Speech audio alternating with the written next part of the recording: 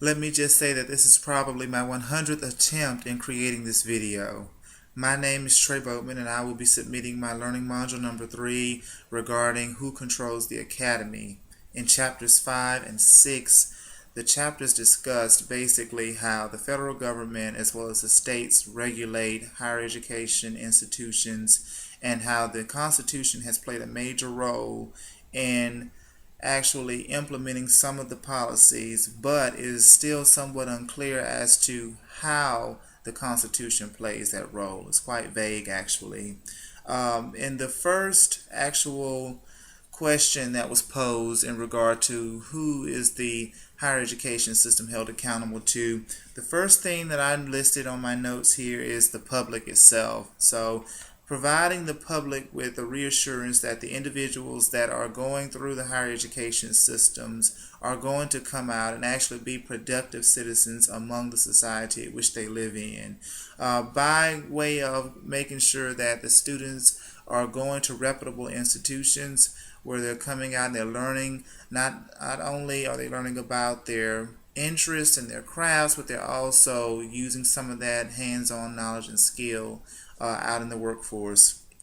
So that leads me to the second thing, which is the student themselves actually being held accountable to them by preparing them and providing them with curricula that's going to enrich them and allow them to learn what they need to learn in order for them to be successful in the workforce.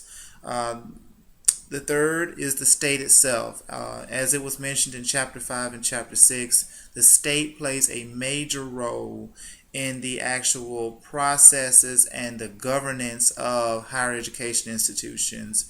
So allowing these individuals and students to go through the higher education system within the state that's actually governing that body, providing the funds for that particular institution or institutions within that higher education system, by way of allowing those students to go through and receive an education and come out and potentially live within that state and boost the economy within that state. And that's something that I mentioned in a previous learning module that I submitted, is actually hearing individuals from the state at which I received my education from, which was the state of Alabama, actually say the importance of basically providing funds and providing students with a firm foundation in the higher education system of the state of Alabama with the intent of them staying in the state of Alabama and boosting the economy. So a major role with that. The final role being the federal government. So the federal government, of course, as Chapter 5 mentioned, in 1972 noticed that there was a need to invest in students who came from environments who were not of a wealthy background, or those who were in need fiscally and needing funds for their education. So the federal government investing that and actually putting forth the work and the effort to provide funds to these students by way of the Pell Grant, which was mentioned a great deal in Chapter 6. Some of the other particular grants that are provided, as well as the federal direct loan program and the Department of Higher Education and the Department of Education as it comes to loans, and the William Ford program, actually having them in place in order for the federal government to see basically the reap of its harvest. Some of this I agreed with a great deal because I feel that the institution should be held accountable to those four entities that I mentioned. It's very important that the legislators in the states at which are actually making these policies and creating these policies hold higher education systems accountable. And that was something that was mentioned within the text as it pertains to some of the issues that faculty and staff have and some of the issues that students and the public have. For example, retention and graduation rates and performance standards is a major concern among faculty and staff, and that's something that basically is a major issue as it comes to retention rates and the actual numbers of students in the classroom or on the actual campus being a significant or playing a significant role in the funding that is given from the state to the institution. A lot of faculty and staff go back and forth with that whole process of, are the numbers more important than the quality of the education that these students are receiving? And that is something that actually trickles down to the students, because students essentially want to attend institutions that are reputable.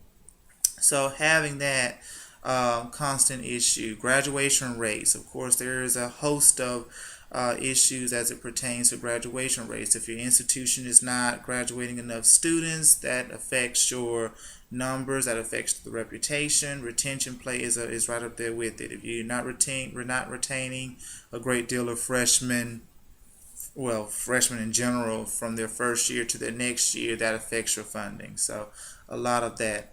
The performance standards in itself are, so this is when students take exams outside of their programs, and actually, so competency exams and regents exams and things of that nature, and how that affects the actual funding of an institution.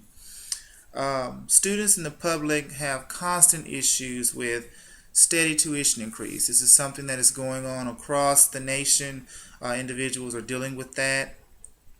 States are doing everything they can to try to curb the tuition and keep it manageable, but with constant cutbacks, and of course we're coming out of recession, and that whole process in itself, it causes the states to, and they still have to maintain a bottom line.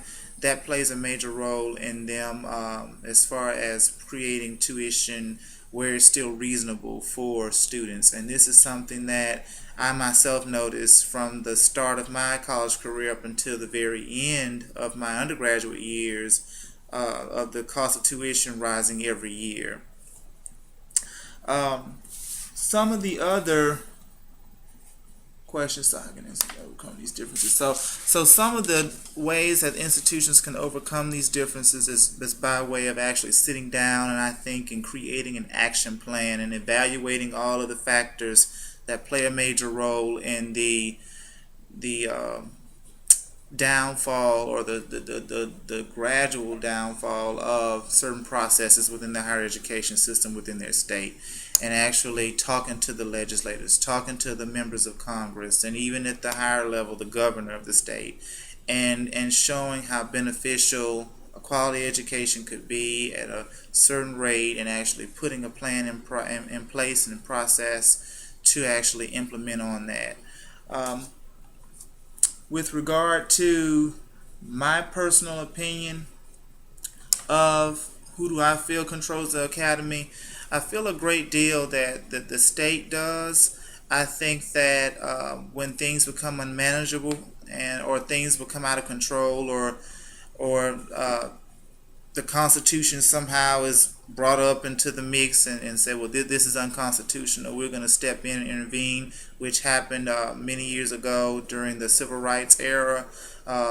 Federal government mandated a lot of those rules, and implemented those, and forced the hands of states like the state of Mississippi, the state of Alabama, and some of the other southern states when it came to minority matriculation. And so, but for the most part, states are, I feel, in more so control. I think fiscally, the federal government, as it pertains to investing in students, play a major role, but for the most part, the state has a good hand on it. Overall, in the chapters I did on the article itself, I learned a great deal. And one thing that I took from the article that was written by Dr. Udoff was, toward the back, he mentioned, I highlighted it, let's see, and here it is, my apologies. So he says, basically, in other parts of the world, particularly in Asia, higher education has been embraced as a national responsibility, and America should do the same. And I know that this is something that is been on a lot of television shows in the past, or even on CNN, or you hear it all the time, where America its educational foundation is becoming weaker and weaker and weaker around the world. And in order for us to stay remain globally competitive, we have to invest and actually show a great deal of interest and come up with new ways of making our college and our higher education system more beneficial to a changing generation of students and a changing generation of technology and a changing generation of ways of doing things in order for us to stay competitive among those countries like that were mentioned in the article, such as South Korea and Finland, and even those that are in Japan that are some of the pioneers in technology. It's very important that we do that. And in order for that to take place, the state and the federal government are going to have to come together and compromise on a lot of different things and work out how we can go about doing that where it's beneficial for everyone involved, whether that be, so to go back to where I started, with the public, with the students themselves, with the federal government and the states. It's very important. So on that note, I will bring this to a close, and I certainly hope that I haven't bored any one of you all that's watching this to tears. So good night.